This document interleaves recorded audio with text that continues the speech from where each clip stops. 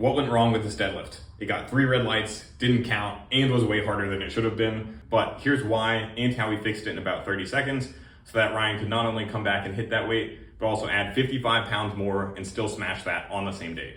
This is pretty much word for word what I told him. That was way harder than it should have been simply because the bar drifted away from you out in front. And just like holding a 45-pound plate at arm's distance versus in by your chest, the further away it is, the way harder it gets.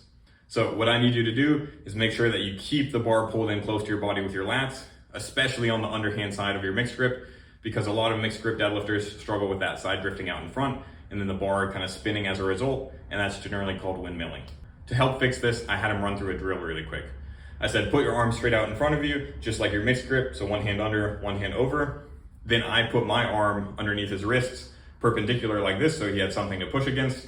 And I said, make sure that you pull your shoulders down, pull your arms down against mine, and feel that tension in your lats.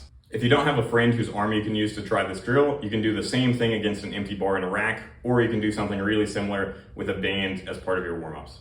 Then before his next deadlift, I asked him to recreate that tension on the bar once he set his grip. So set his hands, pull his shoulders down, pull the bar in towards his body, especially on that underhand side of his mixed grip to make sure it doesn't drift away from him. And it's okay that this cueing is really emphasizing one side asymmetrically because the position is also asymmetrical when you're mixed grip, and it's mostly that underhand side that's gonna drift away. So we really need to focus on keeping that side pulled in.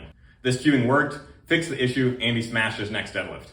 So give this a shot if you struggle with windmilling, and then I'll also post part 2 tomorrow of some mobility exercises that can also help.